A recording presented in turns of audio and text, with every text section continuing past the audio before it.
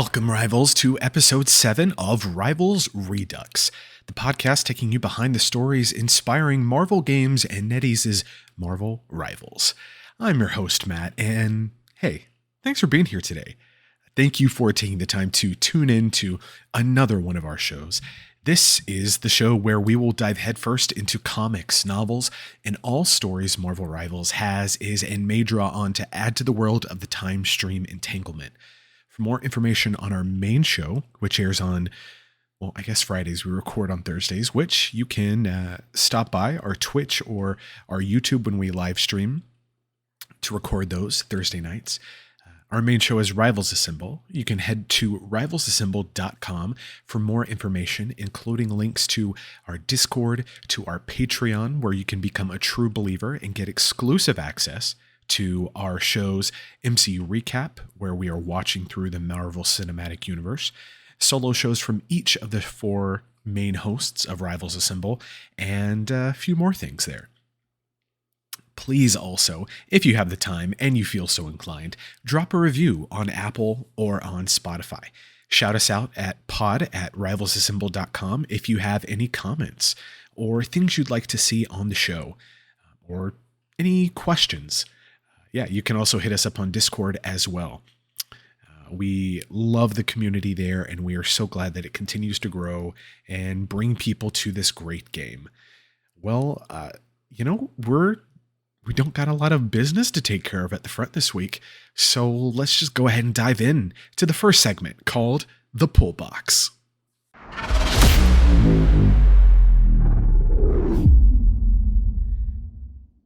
Welcome to the Pull Box, where we are going to talk about the comics that came out this week and what's coming out next week, all from Marvel. Well, I hope you had a happy new comic book day, or I guess specifically for Marvel, it was comic pickup day. There's a lot going on there, but hopefully you were able to score some free comic books. Hopefully you supported your local shop and picking up some other things which may or may not have been on sale. I won't brag. Well, I will. That's the entire reason I'm bringing this up. I ended up getting, 2 or 3 free comics, and then right next to them was a table of $2 trade paperbacks. So trade paperbacks are usually 5 to 6 issues of a comic all put together. They range from $15 to $20, depending on how many issues are in there. And I picked up about 8 $2 trades, getting lots of comics for the prices of not a lot of comics. So I'm very proud of that. Picked up some back issues of Avengers, which was the Jason Aaron run, specifically the arc where they go to Chernobyl, which has become kind of like the city of the vampires on Earth, because they're the only people who can survive there. And Blade essentially becomes the sheriff of Chernobyl, watching over these vampires. Really, really cool arc. And then what else? I got some MCU prequel comics. So Marvel does this thing where they'll put out, a couple volumes of a comic. The specific ones I got were, I believe, the prelude to Captain Marvel and Thor: The Dark World. So these are what happened off screen before the movie, and it just kind of gives a setup to the movie. And I don't know if they still put them out, but it used to be customary for every MCU movie, it would get prequel comics, and they'd get released together. And then I think one of the coolest things that I got was a Marvel Encyclopedia trade paperback specifically about Spider-Man and the characters in the Spider-Man comics. So yeah, I was really excited about that. I believe it's from the late 90s or early 2000s. I forget where, but $2, guys. That's so sick. But anyway, hope you made some good pickups and that you are reading well this week. But let's go ahead and get into what was released this week for New Comic Book Day of May. It is definitely May. I'm definitely not tired, guys. New Comic Book Day of May 6th, 2026. Hitting shelves this week was Alien King Killer number 2, All New Spider-Gwen, the Ghost Spider number 10, Astonishing Miles Morales, Spider-Man, The Art of Thwip, number 1. Captain Marvel, Dark Past, number 2. Civil War Unmasked, number 1. Cyclops, number 4. Daredevil, number 2. Fantastic Four, number 10, with a sick Malice cover. Godzilla Infinity Roar, number 4. Mark Spector, Moon Knight, number 4. Star Wars Rogue One, Cassian Andor, number 1. Storm, Earth's Mightiest Mutant, number 4. The Amazing Spider-Man, number 28. Wade Wilson, Deadpool, number 4. And X-Men, number 29. Hitting Marvel Unlimited this week, we had some new drops, including Strange Scales, Infinity Comic, number 3. This is like like Strange Tales, get it? Strange Tales, Strange Scales, yeah. So it's like the animals in the Marvel universe. Yeah, go read it. Also, Marvel Rivals Infinity Comic number 49, and this has a dope cover of Angela fighting Wolverine in the costumes from the Battle Pass during season, what was this? Season 5, I guess it was, when Angela was introduced, Angela and Daredevil. Her in that kind of like white and teal beast fur, and then Wolverine with like the pink hair and the glowing, like on fire claws. They're immortal weapons costumes. That's what it was, because they were all chosen as protectors of Kunlun to participate in the tournament. So it's in those costumes. I need to plug back in because the art has been looking very good for this Infinity comic, which, if you've listened, we, as a host roundtable, we're not the biggest fans of this comic, but maybe I need to plug back in. Okay, also, Alien, the Friendliest Facehugger Infinity comic. This is interesting. So it's like a cute little, think like Jeff the Shark if he were a face hugger in Alien, and that's the vibe this Infinity comic is giving off. Interesting. Also coming to that, not coming to, also what came to Marvel Unlimited this week, 1776 number 3, The Amazing Spider-Man Annual number 1, Infernal Hulk number 3, Iron Man number 1, Miles Morales Spider-Man number 42, Sorcerer Supreme number 2, Strange Tales, get it? You see what they did? Strange Tales number 4, The End 2099 number 2. And the collections that came out this week. We have Dakin, Dark Wolverine Omnibus with the Giuseppe Camuncoli cover, which was the direct market cover, and then the regular cover of the omnibus by Lionel Yu. Lionel Yu. See, I always cold read these artist names, and so I knew that was going to come to get me. Dakin, if you don't know, Son of Wolverine, was the quote-unquote Wolverine of the Dark Avengers, put together by Norman Osborn. If you don't know about that, whoo, buddy, that's a ride. Also being released, the Incredible Hulk Epic Collection, De-Evolution, Jeff the Land Shark, Friends and Rivals, trade paperback, X-Men Age of Revelation, The Book of Revelation, trade paperback, X-Men Age of Revelation Overture, and X-Men Age of Revelation World of Revelation. So all of that on shelves and on Marvel Unlimited now. But coming out next week on New Comic Book Day, May 13th, 2026, is The Amazing Spider-Man Venom Team Up, Death Spiral Body Count number 1, Black Cat number 10, Captain America number 11, Doctor Strange number 6, Iron Man number 5, Null number 5, Magic and Colossus number 4, The Mortal Thor number 10, Peter Parker The Spectacular Spider-Man number 1, Facsimile Edition. Ooh, interesting. Spectacular Spider-Man Brand New Day number 1. I'm Interested to see if this is supposed to be a one shot that's supposed to be tying into Spider-Man Brand New Day that comes out in July. Star Wars Shadow of Maul, number 3. Ultimate Endgame, number 4. Uncanny X-Men, number 28. And Wolverine, number 20.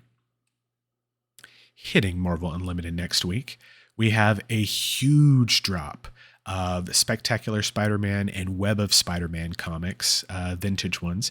So Spectacular Spider-Man, the 1976 run, we have issues 151 through 153.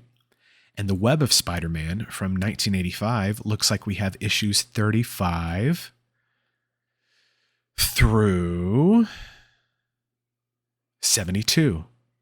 Featuring some really cool comic art, some good. Oh wow, yeah, these covers are really sick. Who do I see here on covers? Green Goblin, Tombstone, Golden Glider. Who else? Wow, this art is really cool.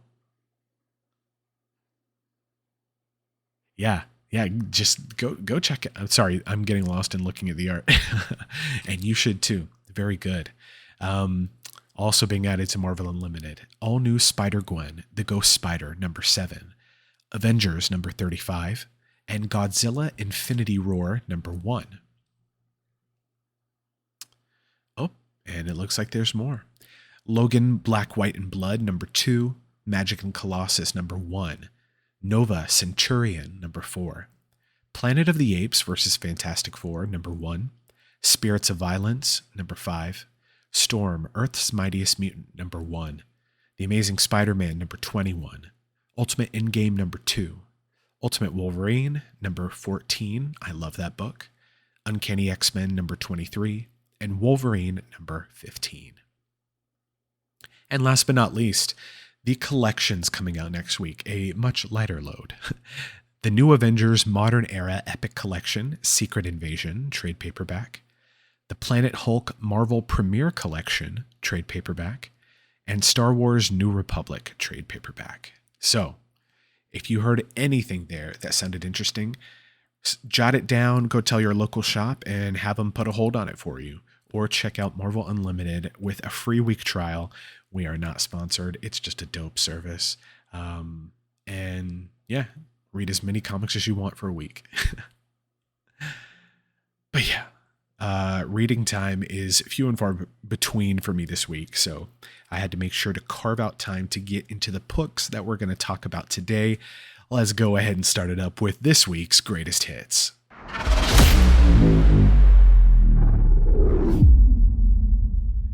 All right, so this episode is kind of serving as a wrap up of both the, I guess, background on White Fox and Black Cat, who were both introduced this season in Marvel Rivals.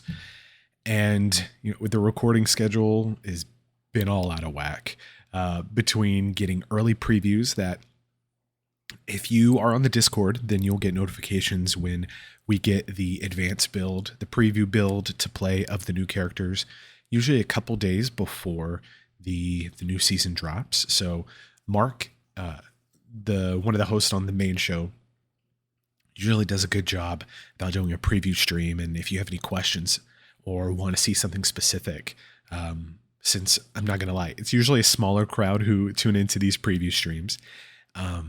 You can be like, yeah, let's try this. Yeah, let's go through the battle pass and I'll let you see what everything is. And you can just kind of ask them questions, let them know what you want to see. Knowing that the new season is dropping, specifically, the next episode we'll probably get is talking about the new character and the preview build and all of that fun stuff. But I didn't want to do a disservice to both White Fox and Black Cat because there are some really good stories out there featuring them. Specifically, Black Cat. I got to sing the praises of writer Jed McKay and the team who were on the Black Cat comics that we read. I know it's not just the writer, it's the artists, it's everybody. Specifically, let's talk about our Black Cat stories first. So today we're going to be talking about Black Cat number 1 from the 2020 run. And this is written by Jed McKay, pencils, inks, and colors by Nina Vakuva, pencils and inks by Sia Filla, pencils and inks by Pepe Larraz, colors by Brian Reber, colors by Marte Garcia, and letters by Farron Delgado. Apologies if I pronounced any of those names incorrectly. And the team on this book, picking up so soon after the 2019 run, as I was reading reviews, but not only, just reading more about the inspirations about this specific volume of Black Cat, because, hey, she's still new to solo titles, despite having been around as long as she has. They've done such an excellent job about fleshing out this character who was a damsel, who was just a simple bad girl side character for Spider-Man, and then was kind of turned into like a booty call for Spider-Man, and giving her interesting stories, giving her a rich back story and past. And I've already said story and backstory, so I'm going to stop saying that. But I've really loved these Black Cat books. So this volume here, this issue is titled Things to Come. And gosh, where do I even start on it? This kicks off as part of the King in Black event. So if you don't know about if you're playing Marvel Rivals, then you know the King in Black is Null. And we had the King in Black storyline where he went up against Phoenix, and Phoenix ultimately did this sick move using Rocket's transporter device where she took Null's sword and got killed, but at the last second, before she was going to resurrect, she transported Null into the White Hot Room, which is kind of like this extra dimensional place where the Phoenix is reborn, if you will. That's not a fully fleshed out. I'm trying to simplify as much as possible. But yeah, so this kind of picks up right in the middle of that event. Null has come to invade Earth. It's basically like a symbiote invasion. And we kick off full tilt, like Black Cat is part of this heist. And what does she call it?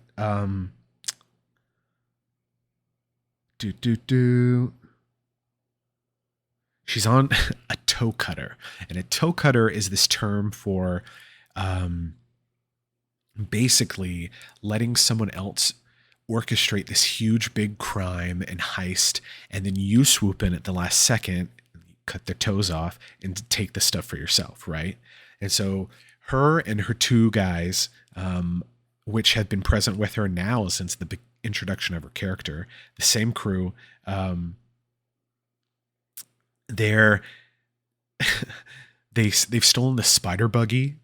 If you are not aware what that is, spider buggy, famously, this dune buggy belonging to Spider-Man with like spider decal paint. It can drive on the ceiling, and it has like web shooters, and that's a whole other podcast for a whole nother time. But they've stolen this, and it's their getaway vehicle basically. And they're about to, you're like, oh, this is great. It's a heist, starting off the book. And then you turn the page, literally, and it's a 2-page splash, which means it takes up the entire page on both pages. And it is a symbiote dragon crashing through the underground tunnel that they're driving through. Oh, did I mention they're in an underground tunnel because they're trying to steal but leftover SHIELD caches through this secret network of tunnels beneath New York City.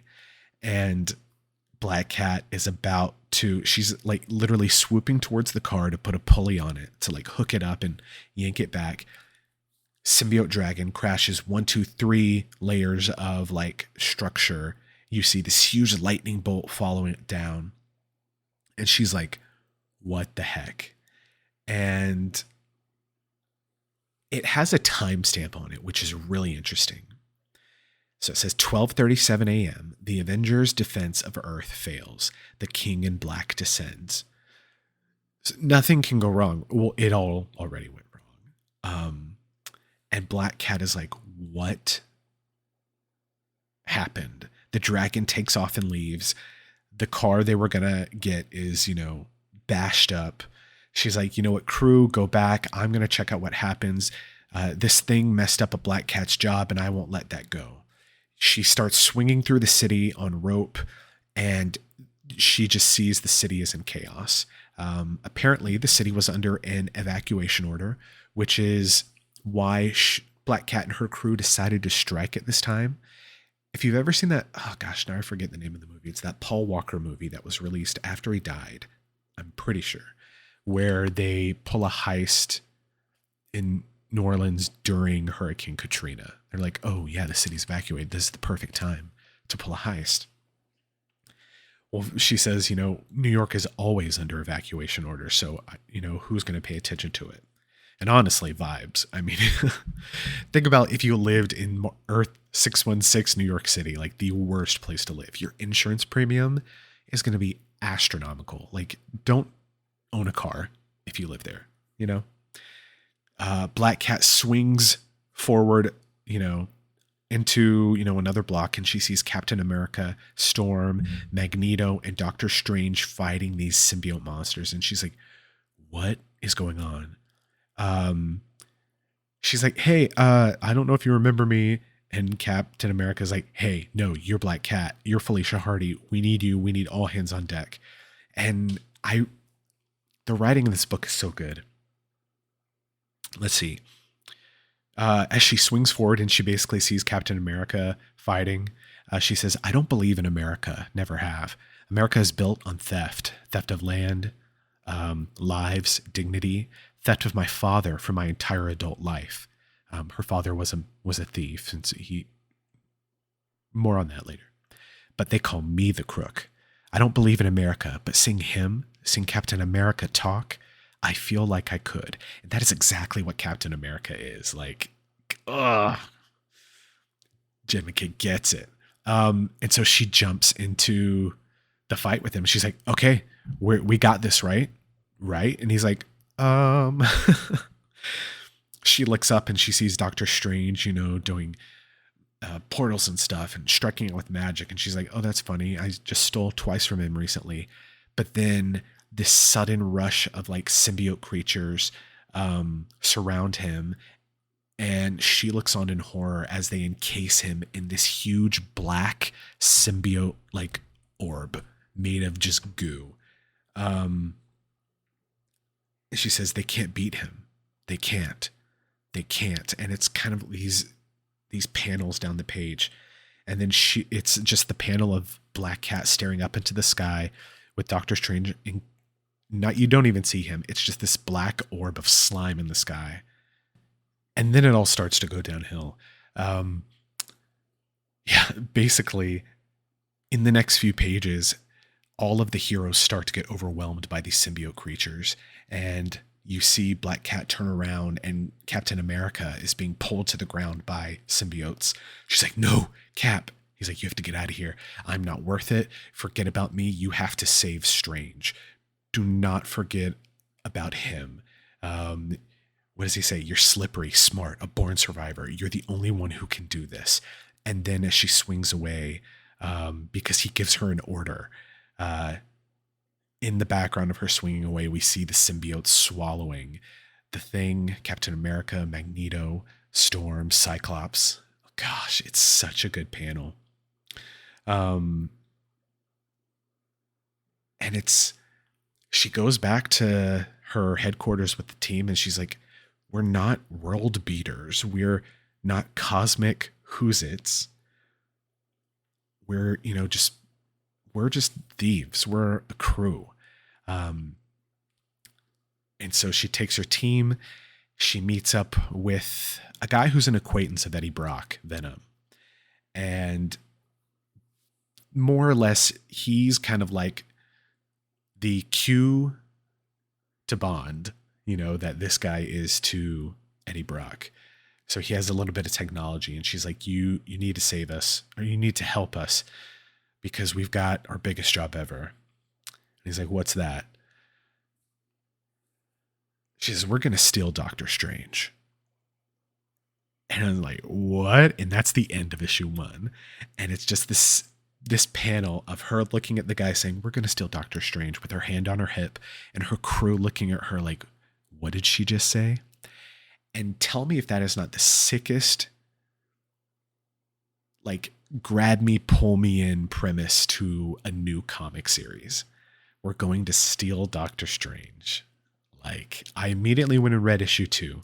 This is, I believe, a 10 issue volume. So not a huge lift at all. But issue 2 gets even better. It involves anti-venom suits. It involves a symbiote heist. It involves the spider buggy driving up buildings and swinging around on webs. And I highly recommend that you go check out Black Cat, the 2020 run. The first 3 issues, I believe, are tie-ins with the King in Black event, and then it goes on to tell its own story. I have mixed feelings about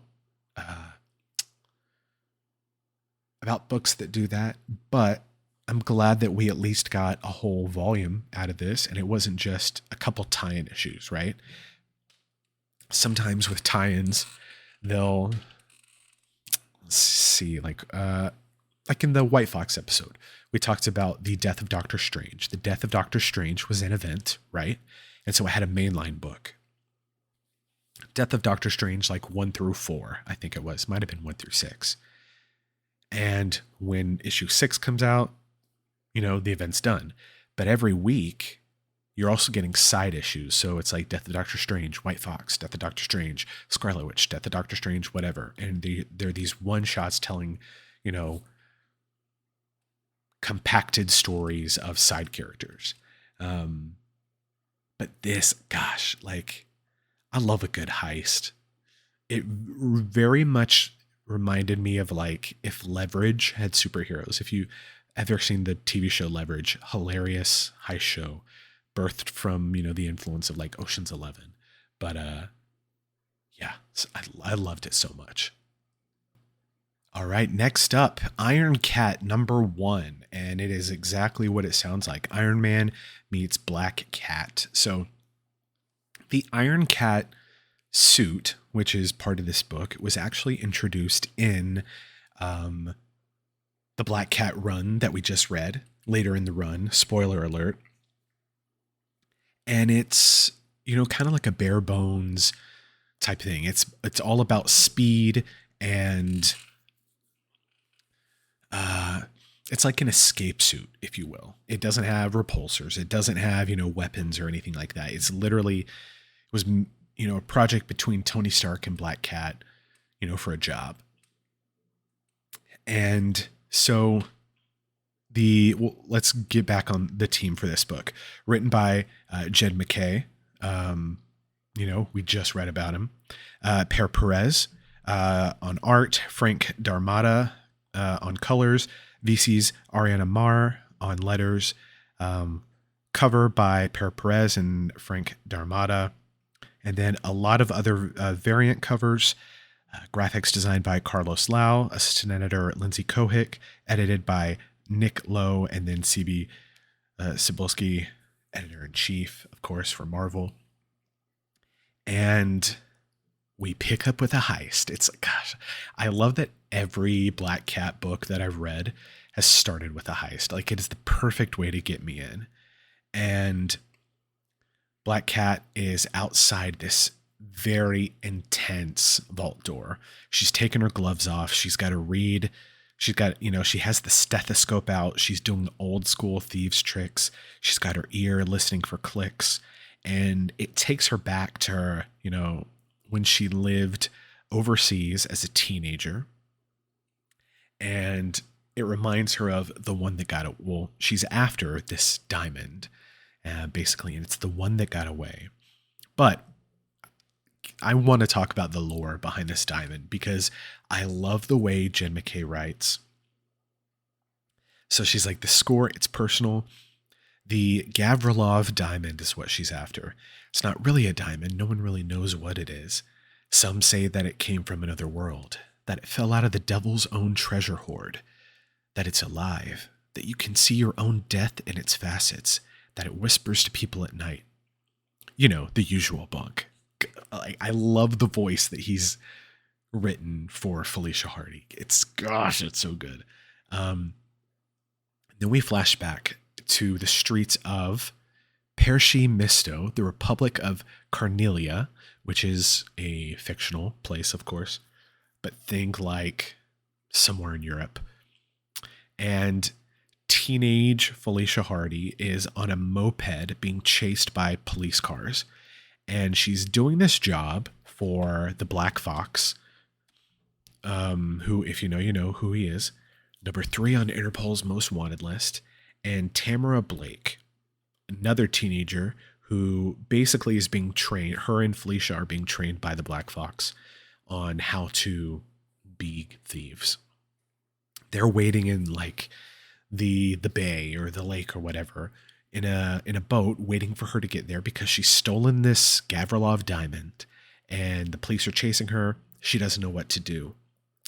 And it flashes back and forth between, the present and the past. And she talks about it being the perfect crime, not perfect as it went off without a hitch, but it felt perfect. It had a high speed chase with the cops. It had stolen mopeds, had speedboats, a glamorous foreign locale, and the 2 people she loved most in her life. And as she's reflecting on this, she's reflecting on how she lost the Black Fox.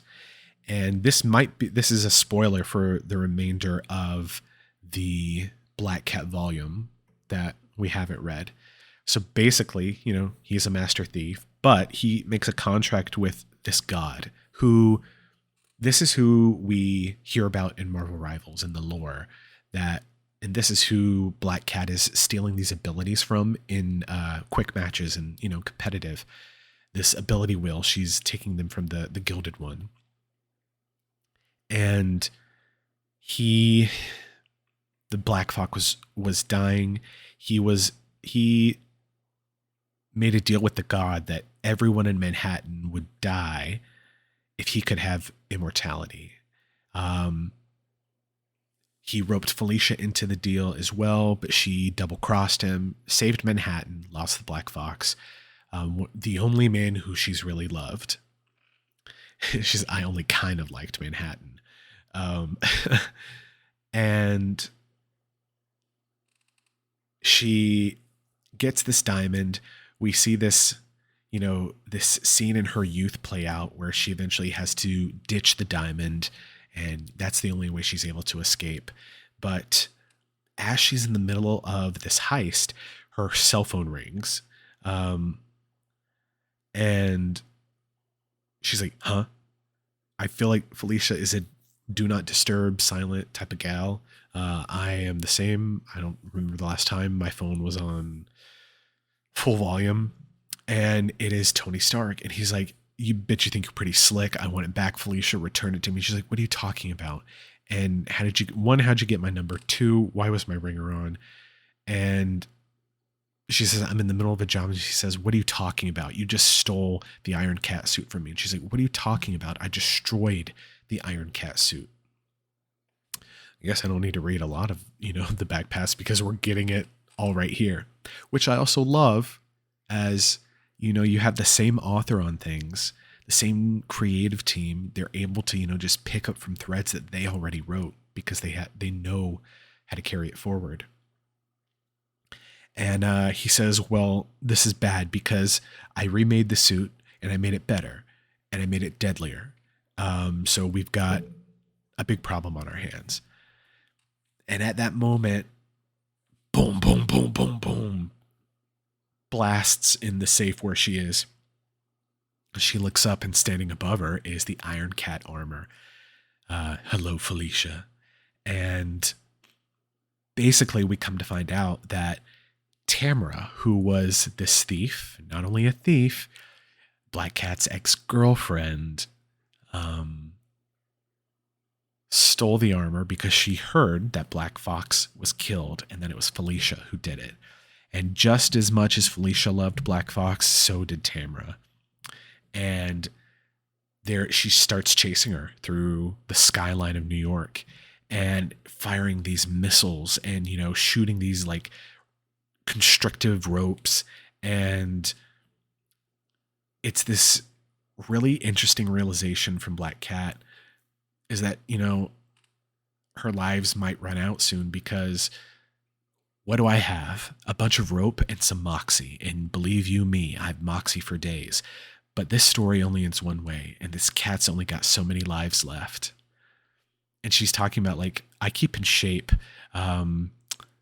Ultimately, though, I'm human, blood and bone. I can only run so long before my muscles are screaming and my joints are shaking, and every breath comes with a higher bill than the last. Not like the Iron Cat.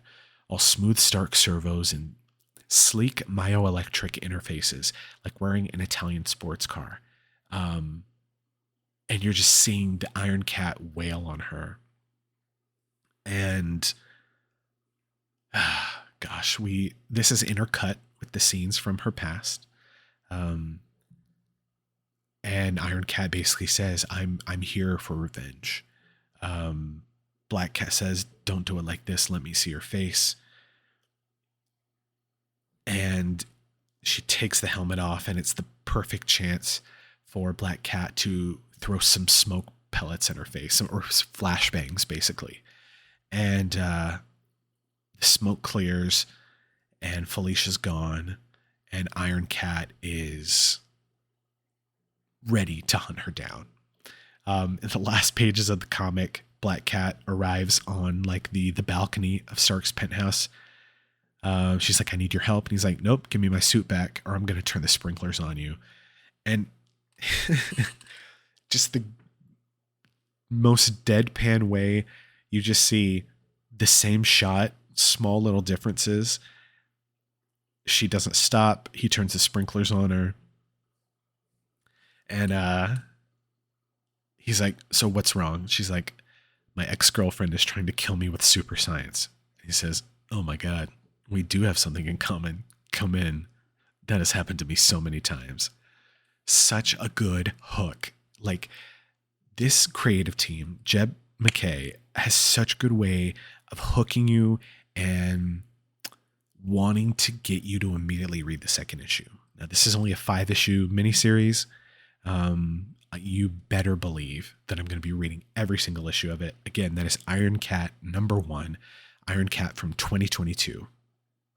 All right, next up, let's dive into some Black Cat team-up comics. So neither of these issues, what we're going to be talking about, are starring Black Cat, but she is kind of like a pivotal side character in them.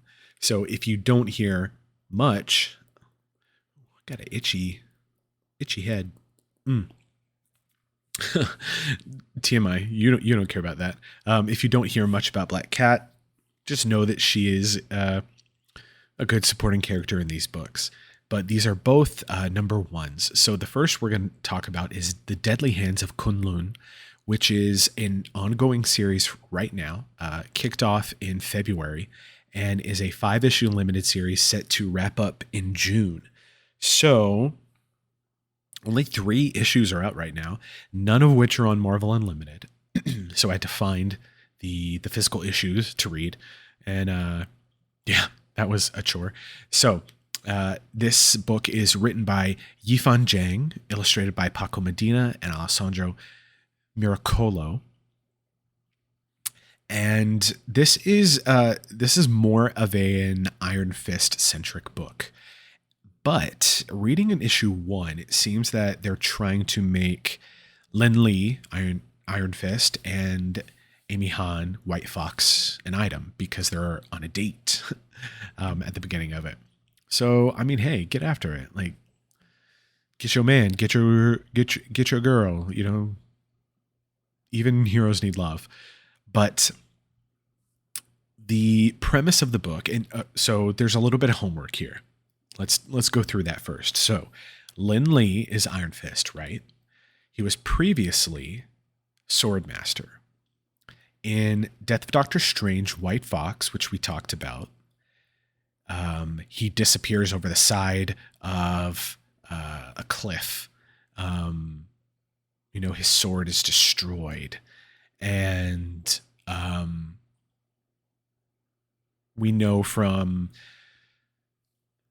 a little bit of Rivals lore plus the Iron Fist comic that when his sword shattered fighting this villain, that pieces were spread all over the world, but some were also embedded in his fists. So anytime he uses his Iron Fist powers, his chi, like it causes him intense pain, right?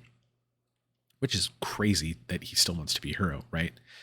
But originally a swordmaster, it was his duty to guard the earth from the demon king, like Chi-Yu, from coming back, dark god. And so his soul is like locked away in 3 different orbs that have been hidden around the world. And that's what took place in the Swordmaster limited series. I believe it was 12 issues. We might revisit that, who knows. But the story, he is one of the main characters in this book. Also, Danny Rand, who used to be Iron Fist, but then was killed and is now the immortal Iron Fist, known as Ghost Fist, which is dope. He wears like a golden hood with glowing eyes and has this like metallic arm, kind of like Bucky, with like a dragon emblazoned on, like armory kind of. It's so dope. And Ghost Fist is like the herald of Osiris, the Egyptian god of death. And think that's the next skin or costume we need in Marvel Rivals. Give me a Ghost Fist costume and some interaction between him and Moon Knight. Give us the Egyptian pantheon of gods. So the book here focuses on Lin Fang, so Lin Lee's brother, who abandoned kind of like the quest to protect the world from the return of Chi-Yu. And he's amassed this power, become a follower of Chi-Yu, because if Chi-Yu comes back, then his family isn't on the hook to be, the guardian against it anymore, which don't get me started on that logic.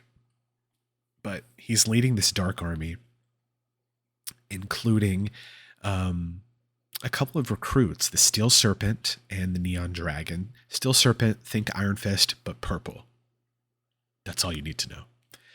And basically, they go through the 7 heavenly cities of Kunlun, and they start killing most of the immortal weapons. They meet one, Tiger's faithful daughter, who actually is a few chicken strips short of a snack pack, if you catch my drift. And she's not all there, kind of, lost it herself, and joins their cause because, she doesn't want to be an immortal weapon. And they end up, you just straight up see them killing people. Very, very well written. They kill the Bride of the Nine Spiders. Who else did they kill? Who's a warrior? They kill Brother Dog. They kill Fat Cobra. And yeah. And so turns out Fang has 2 of the orbs needed to revive Chi-Yu, and he's working with Loki. And Loki's there kind of like saying, hey, I know this one is here somewhere. I don't know exactly where. But at the same time, Loki feeds information to Danny Rand of what Fang is planning to do. So Loki's up to some shenanigans. What else is new, right? Iron Fist is working with White Fox and a girl named Pei, who used to be an Iron Fist, who they kind of had a rough a meeting, and they stop this kaiju, and then this dark team appears in New York City and start to invade it. But basically, White Fox is here in this capacity, is kind of like, if you've watched Invincible, she's very much um, an Adam Eve type character. Like, yes, they're on her own, but a good support to Lindley, um, in her own right, like a fully stand up character. She's not, giving anything up for him. She's good, nice, and supportive to Pei. She's just like, she knows there's something wrong. She knows, as a mystical creature herself, the last of the Kumiho, she knows that something is wrong in Kunlun. And Lindley gets to New York City and runs into Elektra, who is Daredevil, and White Tiger, Ayala Fox, Ayala Brown. That's her name. And they kind of like join the cause. So this book is for you if you like martial arts, if you like mysticism, if you like street level battles, kind of. There's kind of like the poster describing the story, is this really dope. It looks like a kung fu movie poster. And gosh, the name of the first issue is War Song. Like, it's a very good book. I love the art style. I definitely want to finish this one. And I think I'm going to ask my shop to start pulling issues of it for me so I can have the full set. Yeah, that is Deadly Fists of Kunlun. Kind of like Marvel has had a title in the past that they've done a lot of volumes of called Deadly Hands of Kunlun. And the book is called Deadly Hands of Kung Fu. So this is, kind of a twist on that, nodding to that mysticism that this is all about. Yeah, let's go pick it up. Now, this last book, this was my introduction to a lot of different characters from Marvel that I had no idea who they were in their past. And this was kind of a resurgence for them as well. So this is The War of the Realms, New Agents of Atlas #1. So The War of the Realms was this big event where it was the 9 or the 10 realms of Asgard invading Earth. Surprise, surprise. New York was hit. Surprise, surprise. But as part of the event, and this was a huge event, like there were so many tie-ins. I remember because I bought every single one of them. I supported the crap out of my local shop then, and the guy was just like, "Dude, are you sure you want all these?" And I said, "Dude, yeah." So the Agents of Atlas are historically a team of Asia Pacific heroes in Marvel that have had various iterations in the past. And so this one is made up of Silk, Cindy Moon, who in Spider-Man comics got her powers at the same time as Spider-Man. The same spider bit her. That's a whole thing in itself. Shang-Chi, Braun, who was Amadeus Cho, Miss Marvel, Kamala Khan, Jimmy Woo. And then we have White Fox, Amy Han, Crescent, who is Don B, and Io. Crescent was introduced in Marvel Future Fight along with Luna Snow. So she's a 10-year-old girl who is like a martial arts master who controls this like psychic entity bear. So think like, what's a good way to... On one season of Power Rangers, they had this thing where it's like the Power Rangers wouldn't get in their Megazord. They would do like karate on the ground and the Megazord would mimic them. It's kind of what Crescent and Io do. He's this huge bear that's just like astral energy. Whatever Crescent does, he does. You've got Luna Snow. You've got also the introduction of Wave and Arrow. So Wave is Pearl Pangan, Arrow Lei Ling, and basically representing all the major nationalities of Asia and Southeast Asia and the Pacific. Later in this book, we get Tutupele, the goddess of fire.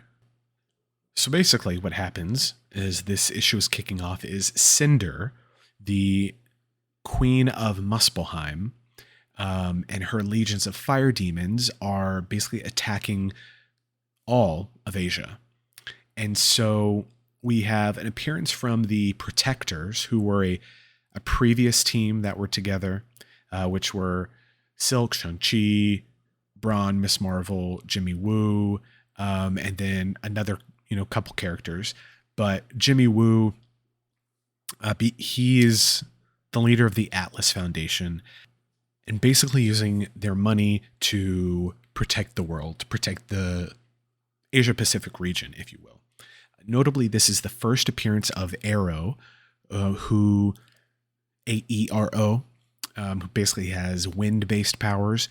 She appeared before in a regional specific manhua, which was digital only in Chinese, published by, guess who? NetEase. So very possible that we could see her going forward in Marvel Rivals, as well as seeing Crescent Nio possibly someday. All NetEase, Net Marvel properties. I know there's some tie in there. But so basically, Cinder is she's leading on this march of Asia to destroy, to raze, RAZE, the lands. And the Protectors team was kind of having some internal battles about who was going to run things. Nobody could cooperate. Nobody could listen. Miss Marvel, she ends up leaving Amadeus Cho in charge of this group. And as the attacks start coming in, basically it's all across Asia where everyone is being drawn together. Where are we visiting here? We are in the North Pacific, in the Philippine Sea.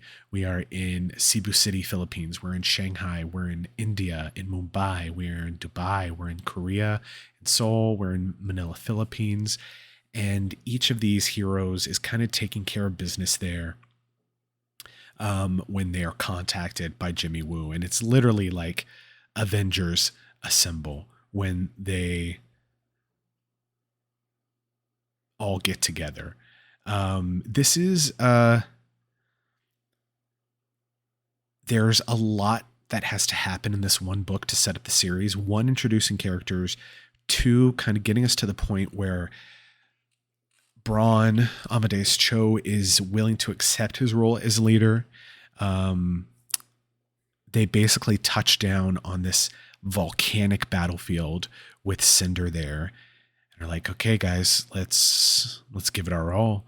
And just when they think that they're, going to lose it, like the rock explodes. It says, she tried to kill me too, but I am Tutupele, daughter of the sky, creator of the sacred land, and the only fire goddess this planet needs. Awakening a goddess, basically, to come to their side. And Wave says, I think we can work with that. And that is the first issue. So not a lot of explanation there, but a lot of it is back and forth conversations between characters. Are we going to do this? Are we the heroes they need? But I do have every issue of this run. It has a special place on my shelf because it introduced me to characters from the Asian and Pacific diaspora that I didn't know I needed. And going forward, I wanted to read more about these characters, and I hope that we see so much more of them. In the back of this book, it shows an image from Future Fight, also showing Captain America Sharon Rogers, who is an original character from that game, and Morgan Le Fay. So who knows? That'd be pretty dope. She's kind of like a Celtic.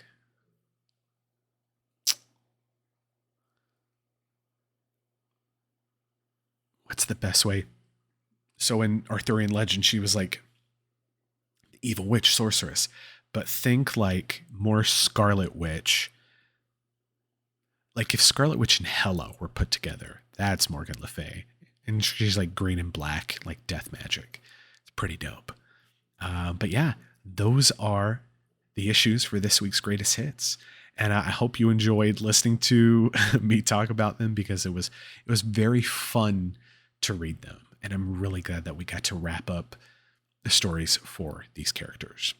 So, unfortunately, there is no letters to Doom this week, no Dear Doom, and there's no homework because we don't know who the new heroes are yet for the next season of Marvel Rivals. We have a pretty good guess. It's all but been confirmed, but we don't talk about spoilers and we don't talk about unconfirmed rumors here. So we are going to be on a couple weeks break for this show, Rivals Redux. Don't worry, the regular show, Rivals Assemble, will continue to come out. I've got a very busy May, making some convention visits. I will be at DreamHack in Atlanta, at MomoCon in Atlanta, running an original Marvel Rivals RPG adventure, Infection Point Asgard. More details on that to come. Maybe a chance to play, maybe a chance to listen to a playthrough with the other hosts as we do that. But until then, you can, like we mentioned earlier, go to Marvel Unlimited, check it out. You can get a free 7-day trial. There are more than 30,000 comics there. It gets updated every week, multiple times a week. Like when I read through the new comics coming out for Marvel Unlimited, they're dropping maybe 3 or 4 days a week. So it's not just, you're waiting for one day. There's constantly stuff coming out. But thank you for listening. Thank you for reading. I hope that you get out there, enjoy the lore, write your own story, be your own hero. And until next time, friends, GG's.